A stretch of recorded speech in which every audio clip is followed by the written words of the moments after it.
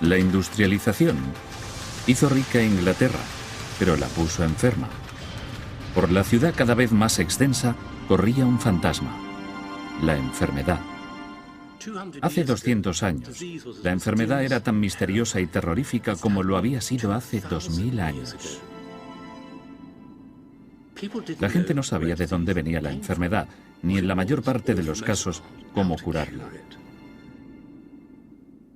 Estas cabezas de cera muestran los verdaderos horrores de las enfermedades de la época. Viruela, tuberculosis, tenían consecuencias absolutamente terribles. En unas calles cada vez más llenas, esas consecuencias se intensificaban. Pero la misma era que vio cómo aumentaba la enfermedad fue testigo de unos descubrimientos que sentaron las bases del cuidado de la salud de hoy y que hicieron la medicina moderna.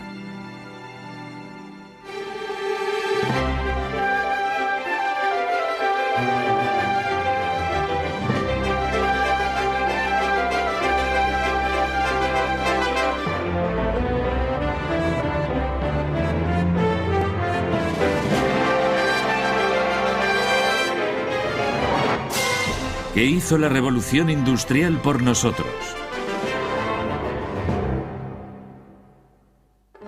La medicina moderna. A mediados del siglo XVIII, los británicos estaban preocupados ante todo por una cosa: su salud.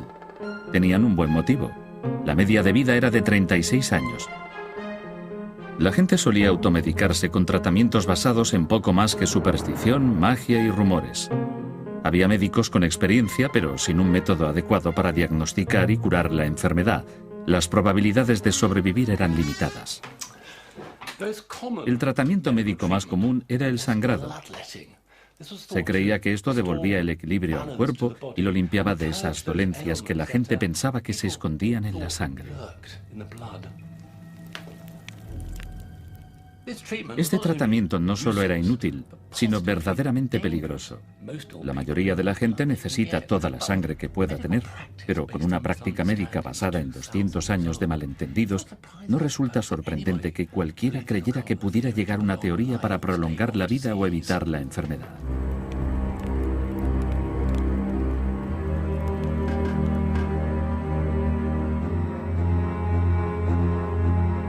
De hecho, un nuevo tipo de empresario médico se estaba haciendo rico precisamente con eso.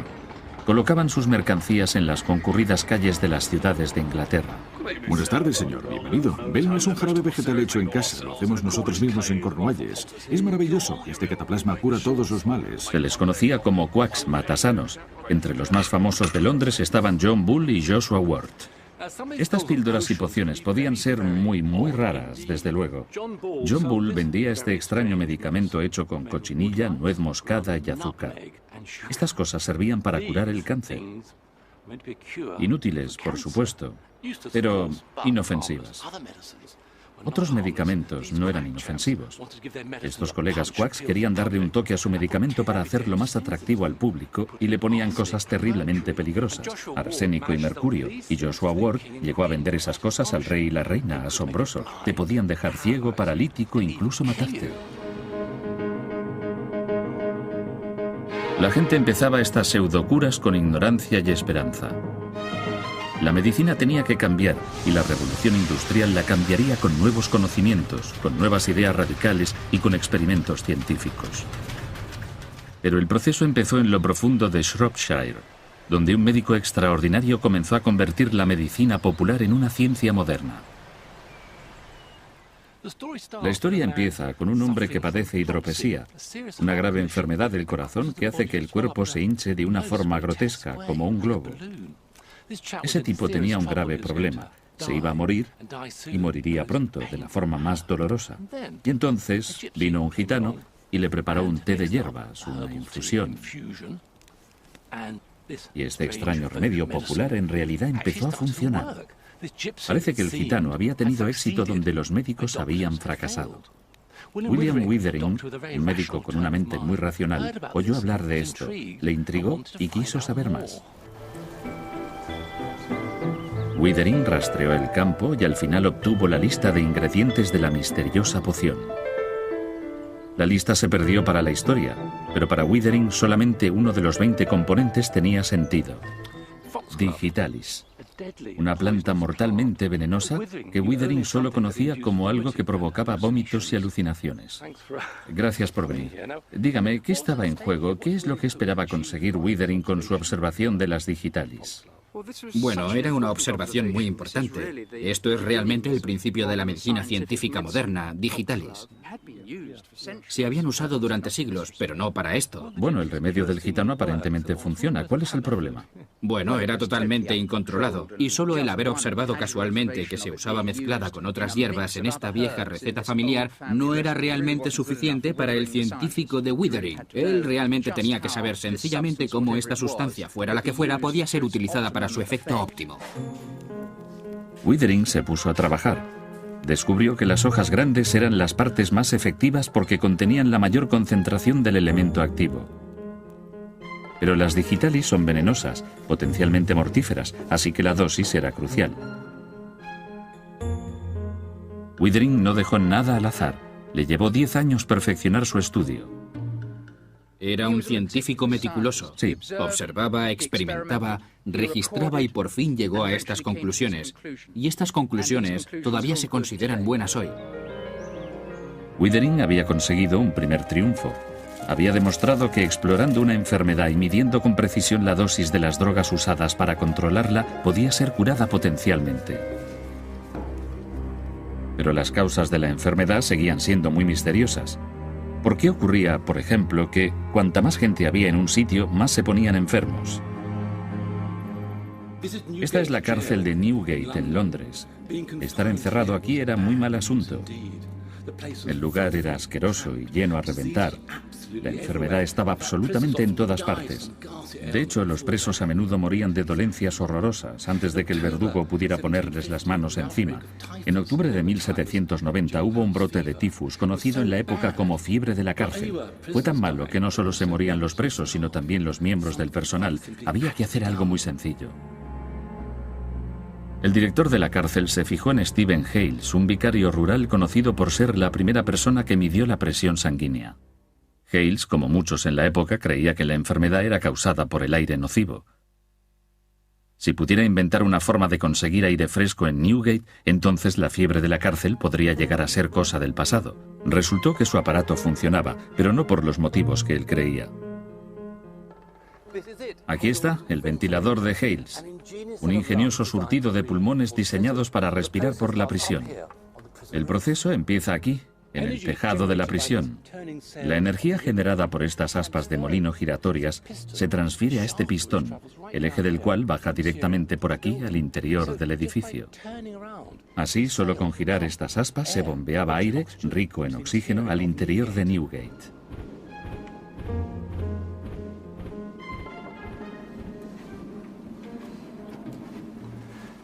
Aquí está lo realmente interesante, en las celdas. Estos son los pulmones de la prisión manejados por el molino de viento del tejado. Esto transporta aire fresco al interior de las celdas, pero también lleva ese aire sucio hacia afuera. Hales aseguraba que este ventilador reducía las muertes en la prisión a la mitad. En el Diccionario de la Lengua Inglesa de Samuel Johnson de 1755, la definición de ventilador es un instrumento ideado por el Dr. Hales para suministrar aire fresco en lugares cerrados. Su aparato habría reducido ciertamente la propagación de enfermedades transmitidas por el aire como la tuberculosis, aunque no tuviera nada que ver con la verdadera causa del tifus o fiebre de la cárcel, un tipo de piojos que no se descubrieron hasta el siglo XX. Se le podría llamar el padre del aire acondicionado. De repente, todo el mundo estaba interesado en su avanzada tecnología. Los ventiladores de Hales llegaron a utilizarse en alta mar, mientras la revolución industrial, hambrienta de mercancías, se abría al mundo del comercio. Pero en el apretado mundo bajo cubierta, acechaba una enfermedad que no se vencía solo con aire fresco. Cuando Lord Anderson volvió de dar la vuelta al mundo en su expedición de 1744, muchos de sus hombres habían muerto. Más de la mitad de su tripulación original, de casi 2000 hombres, había muerto de la misma enfermedad, el escorbuto. Los marineros sufrían terriblemente. Sus dientes se aflojaban y se caían. Sus encías sangraban y tenían hemorragias que, oh amigo, emitían olores terriblemente fuertes. Lo siento, pero es verdad. Y luego tenían la piel cubierta de cardenales. Finalmente venía un paro cardíaco y la muerte. El escorbuto estaba matando a más hombres que la acción enemiga. Una enorme cantidad de tratamientos era usada al azar para intentar detener la enfermedad. James Lynn, un médico naval escocés, propuso un nuevo tipo de prueba para descubrir si alguno funcionaba en realidad. Bueno, es hora de probar estos 6 tratamientos en estos marineros que parecen tan enfermos. Efectivamente, todos parecen muy enfermos. Esto es un poco de sidra para usted. Le vamos a dar un poco de agua de mar, señor. Esto es ácido sulfúrico. Y esto es una mezcla de nuez moscada y ajo con otras cosas. Y ahora le tenemos que dar un poco de vinagre. Ahora tenemos que usar una naranja y un limón. Y ten cuidado de comerlo todo. Es una parte muy valiosa de las provisiones del barco. Si quieres obtener una prueba justa, claramente tienes que asegurarte de que la gente a la que se le dan los distintos tratamientos son parecidos. Tendrían que tener el escorbuto con la misma intensidad, la misma dieta básica. Los cuidó a todos en la bodega. La única diferencia entre los marineros que recibían tratamiento sería el respectivo tratamiento. En todo lo demás serían similares. Así que él era metódico, científico, tenía sus pruebas clínicas, procesos clínicos. Eso fue el avance realmente importante. Esa forma de pensar es exactamente la forma en que hoy distinguimos los tratamientos útiles de los inútiles o de los verdaderamente nocivos. El primer ensayo clínico controlado del mundo demostró que uno de los tratamientos había ganado sin mover un dedo. Al cabo de una semana, los marineros que habían comido las naranjas y limones estaban listos para trabajar y cuidaban de los otros para que recuperaran la salud. La ciencia había demostrado categóricamente el caso de Lynn, pero el almirantazgo estaba anclado en otra época. Ignoró los hallazgos de Lynn durante más de 40 años y miles de marineros murieron sin necesidad. Para progresar, la medicina necesitaba más que solo avances, necesitaba patronos. El éxito de la revolución industrial se fundamentaba en pensar de otra manera. Y en Birmingham había un grupo de extraordinarios pensadores, incluso médicos, que llegarían a ser el faro intelectual de la revolución industrial. Les llamaban la Lunar Society. Esto es Soho House, la casa del fabricante Matthew Boulton.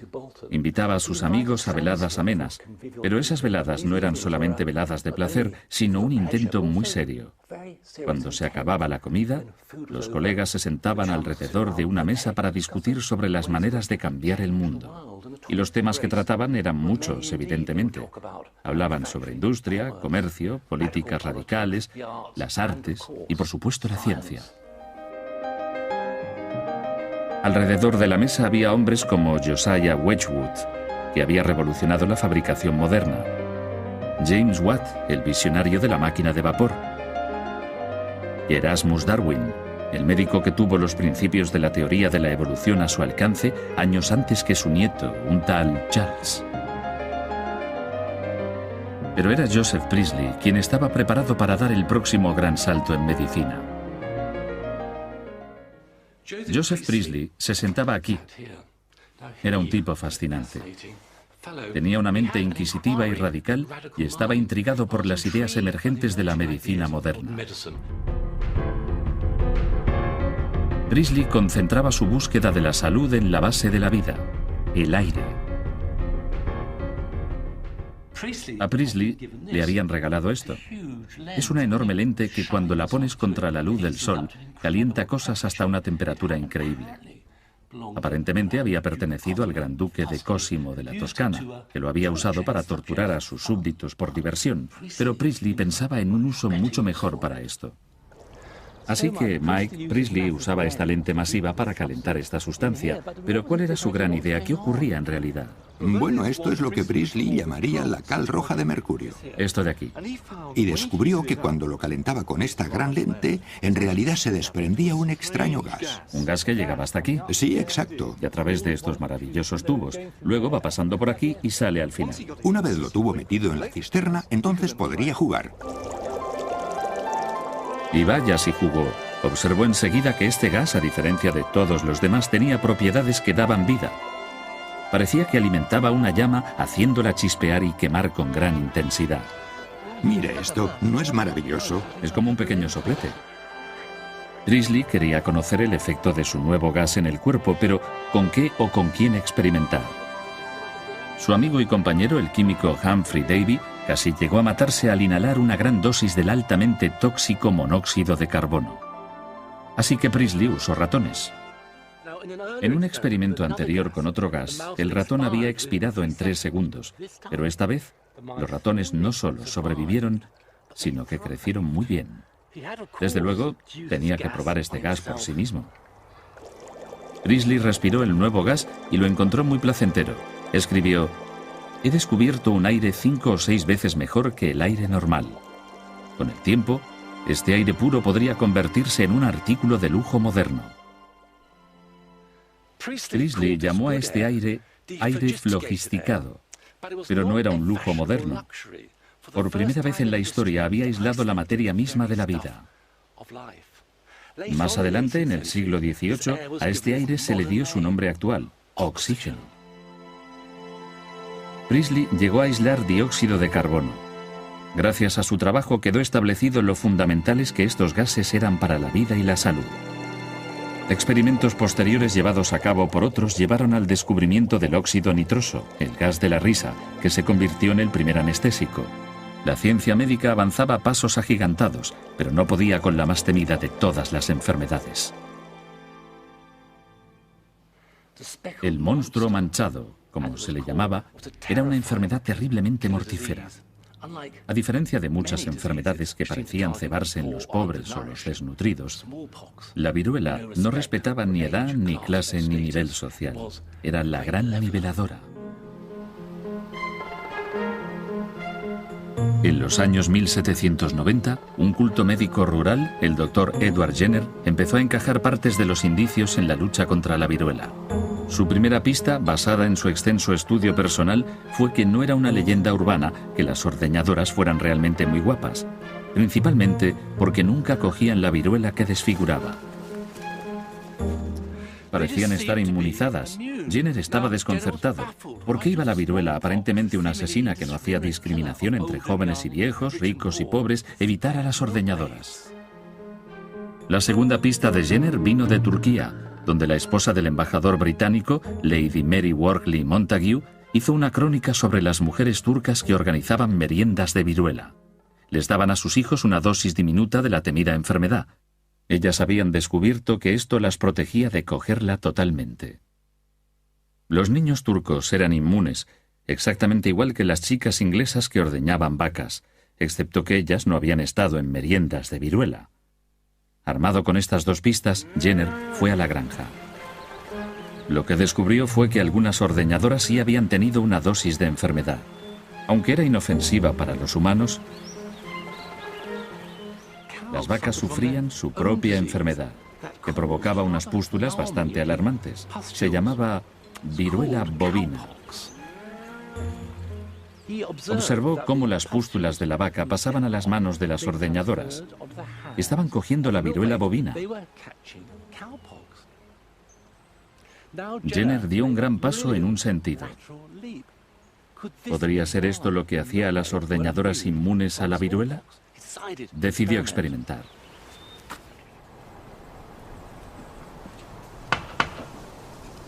El 14 de mayo de 1796, cogió pus de una herida de viruela bovina de la mano de una ordeñadora llamada Sarah Nelms y lo introdujo en el brazo de un chico de 8 años, James Phipps. 2 meses más tarde decidió ver si la viruela bovina le había dado a James algún tipo de protección contra la viruela. Solo había una forma de hacer esto. James fue invitado de nuevo a recibir una dosis potencialmente mortífera de viruela inyectada en el brazo. Lo que James Phipps pensó de todo esto no está escrito, pero afortunadamente la viruela bovina había funcionado. James había sido la primera persona en Inglaterra en ser vacunada con éxito. Había formado parte de lo que quizá fue el único gran descubrimiento del siglo. Anteriormente, en los años malos, la viruela había causado un 10% de todas las muertes en Europa. Millones de personas, incluyéndome a mí, acabamos siendo vacunadas. De hecho, justo aquí. 200 años después, el mundo vio el final de esta terrible enfermedad. En realidad, la viruela es la única enfermedad que ha sido totalmente erradicada, y ahora el virus sobrevive solo en un reducido número de laboratorios del gobierno. Pero al mismo tiempo que la revolución industrial estaba erradicando algunas enfermedades, estaba creando otras. Las pruebas del por qué estaba ocurriendo esto eran más abundantes en los lugares de trabajo de las zonas industriales. George, ¿qué problemas de salud tenían las personas que trabajaban en talleres como este? La cantidad de pelusa que vuela por la sala es bastante grande. Con los años esto aumenta y coges una enfermedad llamada visinosis. ¿Qué tal su oído? Yo llevo un audífono en casa desde hace años porque todos acabamos sordos. Imagino que las máquinas eran peligrosas. ¿Qué hay del aceite en las lanzaderas? Solías tener aceite en los labios, claro, y antiguamente la gente moría de cáncer de labio. El carro se llenaba de aceite y solían coger cáncer de ingle porque se inclinaban sobre el carro continuamente. Es una profesión bastante peligrosa, una industria peligrosa. Sobre todo antiguamente, cuando tenías a la gente trabajando 12 horas al día y estaban cansados al final de la jornada, y entonces es cuando había accidentes con las correas. Aumentaba la evidencia de que la salud de la gente se arruinaba por sus condiciones de trabajo. Pero hacían falta pruebas para forzar al gobierno a actuar. Charles Thackeray, un médico de Leeds, las encontraría. Thackeray demostró de manera concluyente que había una relación entre la enfermedad y las condiciones en las que la gente trabajaba. Y lo hizo con la ayuda de una nueva tecnología procedente de Francia. Armado con este sencillo aparato, Thackeray era capaz de ver dentro de los cuerpos de sus pacientes con sus oídos. Se beneficiaba del trabajo llevado a cabo por un tímido médico francés. René Laennec quería escuchar el pecho de una joven paciente, pero era demasiado vergonzoso para colocar la cabeza sobre su pecho.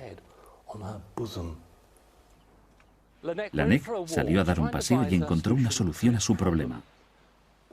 Mientras paseaba, vio a dos niños jugando alrededor de un tronco. Un niño estaba en un extremo del tronco, golpeando, mientras el otro estaba en el otro extremo, escuchando.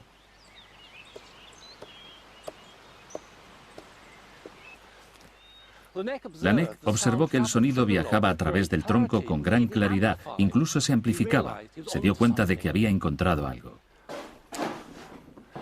Inspirado por lo que había visto, y dado que era un excelente carpintero, lo que Laennec hizo luego fue esto. Creó este cilindro de madera. Esto es, en realidad, el prototipo de una de las herramientas más importantes que todavía se usan hoy.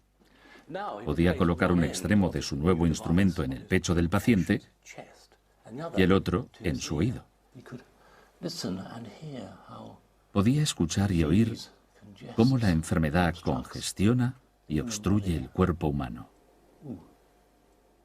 De hecho, había creado el estetoscopio. El espíritu de investigación científica que había cristalizado en grandes inventos mecánicos en la revolución industrial también estaba empezando a desvelar los secretos de la máquina más grande y más compleja de todas: el cuerpo humano. El cuerpo era explorado ahora con mayor detalle que nunca. La anatomía básica del cuerpo había quedado bien definida en el siglo XVI, pero este nuevo trabajo era mucho más sofisticado. Esto es de William Hunter, Anatomía del útero humano embarazado. La primera vista moderna del cuerpo humano. Y las láminas mostraban el cuerpo por dentro y por fuera con un detalle clínico, científico, sin emoción. Sistema a sistema, los médicos se deshicieron de 200 años de rumores, especulaciones y esperanza, y los reemplazaron por hechos, razón y observación minuciosa. Era difícil conseguir cuerpos humanos de verdad, así que los cirujanos y los estudiantes trabajaban con modelos de cera como estos, maravillosamente hechos y asombrosamente auténticos en sus detalles. Pero por buenos que sean estos modelos y dibujos, no servían como sustituto de lo real. Los médicos seguían necesitando cuerpos para diseccionar.